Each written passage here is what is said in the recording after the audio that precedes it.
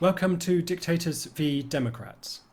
Recently, the term geocriminality has been in the news quite a lot. 5 young men were recently convicted at the Old Bailey in London of burning down a warehouse that was holding aid for Ukraine.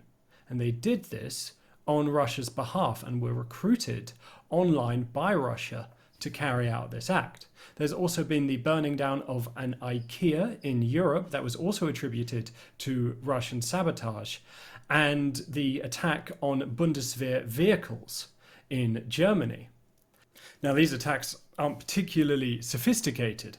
As you can see from the CCTV footage, they threw some petrol around and lit the place on fire. And one of the young men left a Rambo-style knife behind with his DNA on it, and also live streamed it on FaceTime, which eventually, of course, led to their capture, arrest, and conviction. This is a kind of a new phenomena that we're seeing in international affairs and something that is getting a lot of attention. So I spoke to Russia expert, director of Mayak Intelligence, and author of the book, The Weaponisation of Everything, a field guide to the new way of war, Professor Mark Galeotti.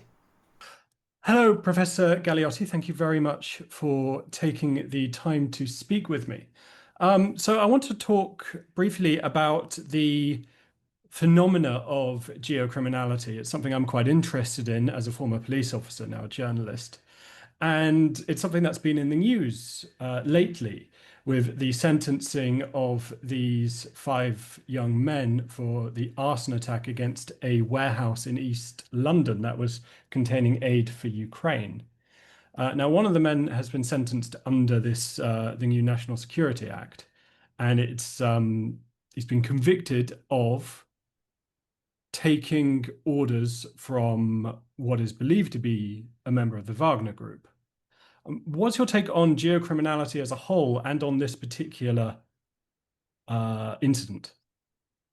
I mean, let's start with a very big picture before narrowing down. I mean, absolutely, I think that we have to recognize that we face a growing challenge at the moment. The world is a complex place. The world is a deeply interconnected place. And at a time in which actually, we tend to focus on the threats, but we have to recognize that counterintelligence is also getting better. Whether it's in terms of recognizing that, as we've done with the Russians, we need to expel a lot of these intelligence officers who are sort of working under diplomatic cover as a second secretary cultural or whatever in the embassy, but also in a whole variety of other ways. But we also have to recognize that our antagonists and our enemies are going to be looking for new instruments. And in this respect, I mean, we've also had the news that the House of Commons Security Committee has noted that Iran is also sort of carrying out a variety of attacks using proxies, but the Russians really at the forefront of realizing that when your conventional intelligence officers have been expelled en masse, what you can do, at least for the less sophisticated operations, is to turn to the darknet, turn to the hordes of, frankly, moronic thugs who are around and who can be recruited painfully cheaply, it has to be said, usually with the sort of promise of a bit of cryptocurrency and so forth, and unleashed. And the great virtue of these kinds of criminals being used as proxies is precisely that they are in some ways the human equivalent of drones. You can send them off on a mission, you can treat them as disposable. These are not your highly trained, dedicated professionals who've just spent 6 years building up to this point. These are people who, frankly, if they carry out their mission, well and good. But even if they don't, the subsequent trial and so forth helps build this atmosphere of alarm and concern and despondency about, oh my gosh, how can we defend against this? So I think we have to recognize that we face a threat which is moving away from what used to be a fairly strategic level thing. Sanctions busting. One can look at North Korea, the degree to which the regime's Bureau 39, which is in effect its Ministry of Organized Crime, helps keep the Hermit Kingdom afloat with massive cyber crimes, methamphetamine smuggling operations, and the like. It's now moving into much more of a sort of small scale, bespoke kind of gig sabotage economy.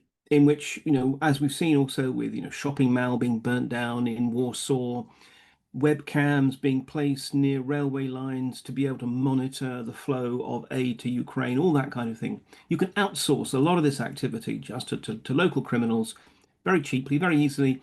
And in many cases, they won't even know, frankly, who has really recruited them. And so to link this with the recent case, I mean, I'm very skeptical that these people were actually run by the Wagner Group. I mean, the Wagner Group is a sort of mercenary army, well, no longer, but No it was a longer, yeah. mercenary army, and it was part of the wider business empire of this entrepreneur, Evgeny Prigozhin, who also had troll factories, the so-called Internet Research Yeah. Agency, and such like. But sabotage, of Ukrainian-owned businesses in the UK, that's not their scene. So what I suspect is, because apparently the initiative actually came from Dylan Earle, the Hmm. ringleader of this group, who actually reached out on the Telegram social media messaging app to a Wagner account. My suspicion, and it is just a suspicion, is that in effect, when they had this virtual walk-in, they just simply passed him on to military intelligence, GU, which then ran him because basically it's been GU that has been behind, formerly known as GRU, though still very widely known as that. It's been GU that has been behind the lion's share of the assassination and sabotage missions we've seen carried out within Europe. So that's also a reminder that, even if this guy thought he was working for Wagner, he was probably working for a different bit of the Russian state. And how can our societies defend and mitigate against this threat? Because yeah, Earl and his and the rest of the gang, they were small-time criminals, drug dealers. Um, Earl perhaps a bit more of an ideologue, but it seemed that to the rest of them, it was just an opportunistic way to make a bit of extra cash. And they were quite shockingly easy to recruit. So how do we mitigate? Well, I mean, it is indeed difficult, particularly because you said that the Earl was a little bit more of an ideologue. He actually reached out to the Russians. He seemed to have been rather sort of seduced by this whole kind of macho image around the Wagner Group. But we also know of all sorts of cases, particularly on the continent, where people have been recruited precisely not knowing who's recruited them. We've had private investigators being used to carry out surveillance operations, thinking that they're actually working for an employer who thinks one of their employees is stealing from them, or a spouse who thinks their other half is cheating or something. And on the whole, if someone just says, look, we want someone's, car vandalized, or we want them threatened with a hammer, no one necessarily requires a careful ideological justification for it if you're willing to pay. On one level, there's very little we can do. However, the first thing I think is it really highlights the importance not just of good and effective policing, but also particularly of counterintelligence. Now, in the UK, we are still a relatively hard target. We like to beat ourselves up because that seems to be at the moment the British disease. But nonetheless, if you talk to people on the continent or in the United States or elsewhere, they will actually say that the security service MI5, just like MI6, still has a very strong reputation. However, if you look across NATO, there is a huge disparity in the level of spending and commitment on counterintelligence. At the time when we're talking about a sort of a common NATO minimum of 3.5 plus 1.5% spending of proportion of GDP spending on defense, we don't have any similar kind of notion of what an alliance member ought to be doing. And the trouble is, all alliances to a degree are only as strong as their weakest link. And when you have literally order of magnitude differences in the level of spending between countries, some like Poland, the Baltic states, spend quite high. Others, and Belgium would be a classic example. I mean, the home also of the European Commission, Mhm. spends catastrophically little. So I think, understanding the importance of counterintelligence as part of defense, because, we face a holistic threat. I have, moderately dissenting opinions about the fact that I really don't think that NATO is going to face a serious military threat from Russia. However, all these sub-threshold threats, I think, are issues that we're going to be facing at least as long as Putin is in the Kremlin. So we have to realize that just as the Russians have a much broader sense of what war fighting looks like, and it stretches all the way from thermonuclear Armageddon at one extreme, all the way through to disinformation and the like. So too, frankly, do the Chinese in a sort of different formulations, but similar. And as we've seen, pragmatically, so too do other antagonists like the Iranians. And who else is next over the horizon of our threats? So I think we have to appreciate that. And finally, it sounds banal, but we need to talk about this more. And I mean, this is why I was really pleased that, for example, again, the Director General of MI5 very much kind of has taken the lead in publicizing this. But there is still, certainly in some countries, an unwillingness to talk about this, precisely because it's a threat that isn't easily dealt with. But the point is, by talking about it, you begin to sensitize even the criminal community. Mhm. Because if we've seen something out of Ukraine, for example, until 2022, Ukrainian and Russian gangsters cooperated seamlessly, regardless of the fact that their countries were in undeclared war with each other. With the invasion, Ukrainian gangsters very much cut themselves off from the Russians, and in part that was patriotism. It was also a very keen understanding that the degree of law enforcement and security service attention that you would bring to yourself, if there was even the suspicion that you were still working with the Russians, made it absolutely unworkable. So I think likewise, if criminals begin to realize that this is happening, but that they will actually face a much more serious threat from the authorities and indeed punishment when they're caught, it helps wean them off. We see this slightly happening within the Baltic states already, but we can do this much more generally across Europe. Yeah, it makes me think of the reason that gun crime is relatively low in the United Kingdom. It's not terribly difficult to get a weapon or ammunition, but the sentencing is enormously higher Mhm. when a firearm is involved in an offence. If we were to, yeah, exactly. If we were to implement that sort of thinking, then we could reduce it. But how much, and this is something I'm interested in academically as well, but how much cooperation do we see between the nations that have been mentioned, Iran, Russia, China, DPRK, in sharing knowledge around geocriminality and sharing practices? I mean, we have to realize that despite all the talk of, an axis of this or an axis of that, these are very, very transactional and pragmatic relationships. I mean, all the countries you mentioned all share a common sense that they are being unfairly singled out, and that the global order is essentially a Western framed order constructed to the advantages of the West. And therefore, they're perfectly happy to claw away at certain elements of it. But they're not really allies. I mean, much is made, for example, about the sort of Iranian and North Korean military assistance to Russia. Moscow has to pay for that. None of this is aid, none of this is gifting. This is all about a willingness to pay. Likewise, China, on one level, it backs Russia, but it demands a very high price.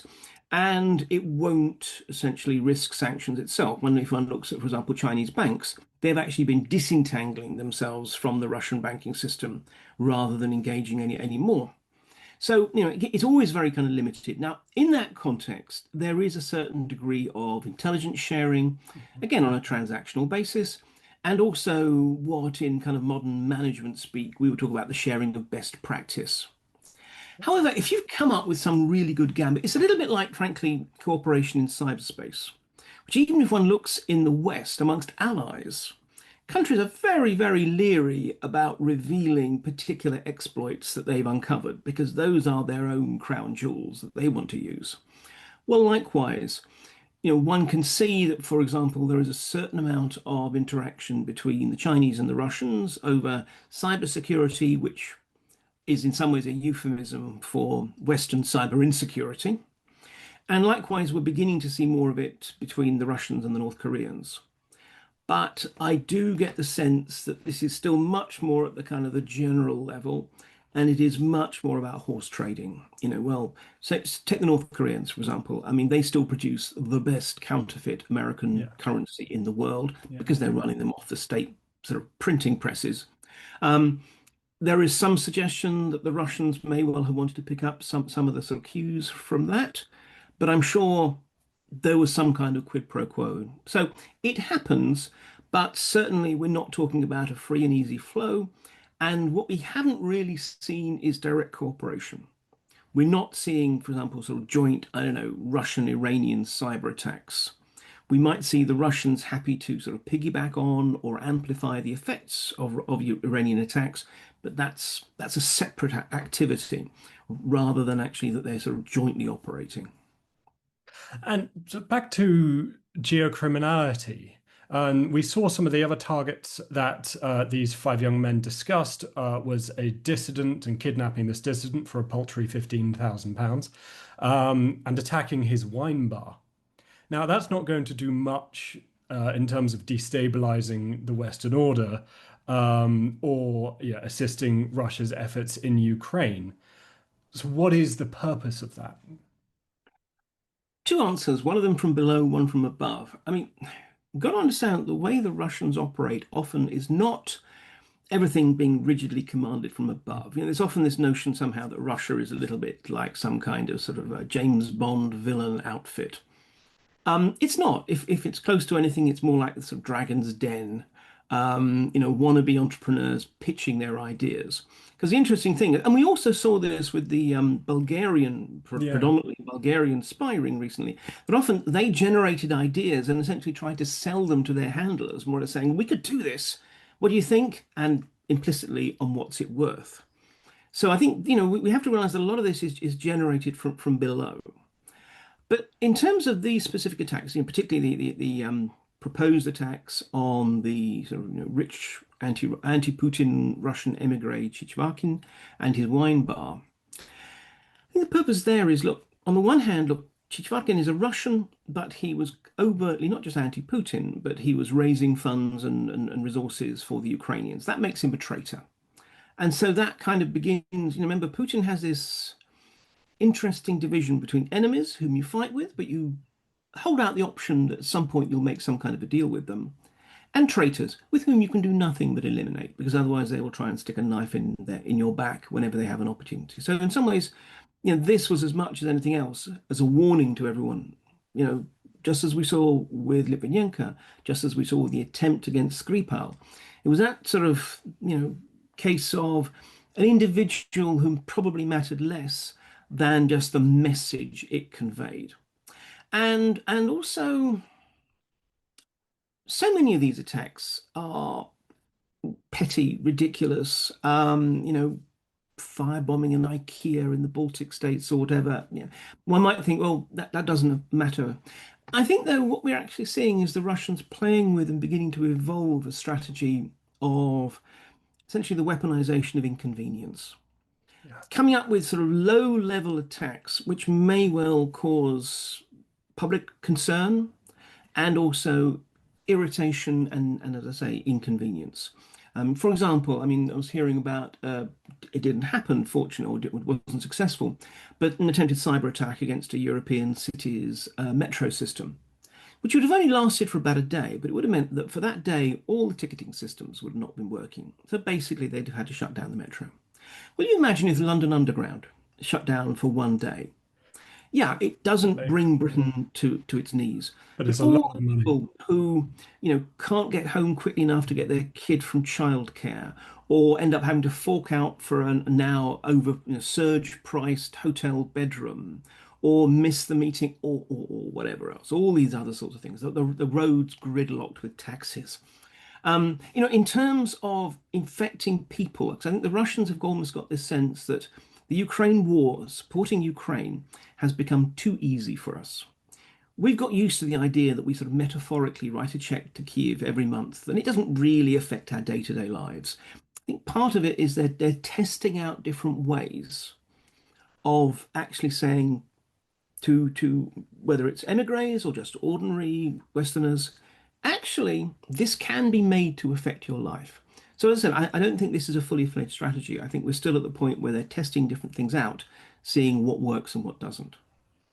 I think it's quite interesting. When I last got back from Ukraine in late May, I noticed that every time I got on the tube, there was another d severe delay due to a fire alert, and it was happening almost on every occasion. And I don't know, and it hasn't, I don't think it's been confirmed either way what the cause of this was, but my immediate thought was, oh, well, that's the Russians. And I think that it also, how much is this to create a constant sort of sense of paranoia? This is absolutely a very useful sort of aspect of it. I mean, absolutely. I mean, for example, in terms of the fires, but also there's been a series of fires on electrical substations across the UK, and obviously the most famous one was the one that shut down Heathrow Airport. Immediately, everyone thinks, "Oh, it's the Russians! It's the Russians!" Yeah. None of these appear to have been down to the Russians. It's just what happens when, frankly, privatized companies spend too little on maintenance and it gets warm. But the very fact that people's first thought is it must be the Russians, just as we saw with the massive electrical power down in Spain Mhm. and Portugal recently, it means that the Russians become 10 foot tall on the basis of actually having done very, very little. It's a sort of extension of how Putin has used nuclear rhetoric. There's absolutely no evidence, frankly, that Putin has any plans to use tactical or strategic nuclear weapons. But the point is, he knows that anytime he or one of his propagandists talk about, or even just sort of hint about nuclear weapons, it becomes a big story in the West, and a certain proportion of Western electorates panic and think, oh my gosh, this thing's spiraling out of control. We need to basically damp things down, and that means putting pressure on Kyiv to make concessions. So, in this respect, nuclear weapons actually become an information weapon Mm. rather than anything else. Well, likewise, a relatively limited number of sabotages and the like can create an atmosphere in which we will be thinking that Putin can reach out and do anything to anyone at any time when he really can't. So it's in a big way about the narrative. How can we combat that? I mean, I think one of them, I mean, obviously, narratives, in some ways, look, all wars are actually, and in a way, we are in a war with Russia, or at least Russia is in a war with us, which is perhaps a more useful way of thinking of it. All wars are ultimately political. You win them not by killing every enemy soldier. It's not a video game. You win them by undermining the will and of the other side to continue fighting. So it's crucial. How we resist it? I mean, there's a variety of answers, and many of them are frankly depressingly banal.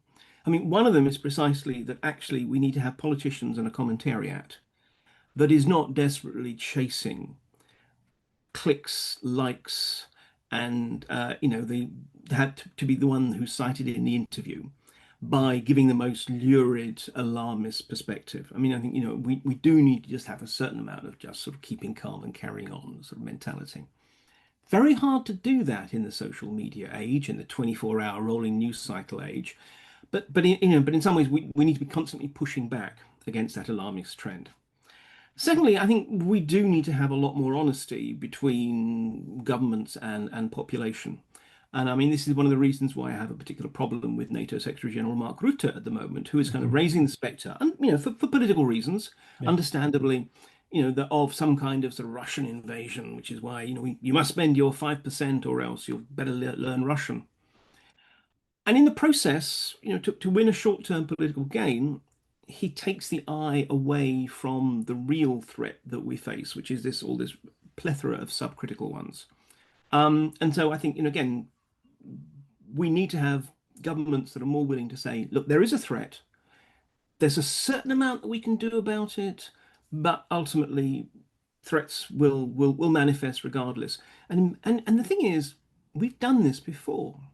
We've done this with terrorism. This is exactly the situation. If one looks at Britain during the height of the IRA campaigns, or Europe at the height of the sort of 1970s, 80s, red terrorist campaigns, it wasn't just simply about law enforcement and so forth. It was also about telling a population that we basically there will be times when the terrorists will get through, but we can't allow that to change our way of life and how we think about the world.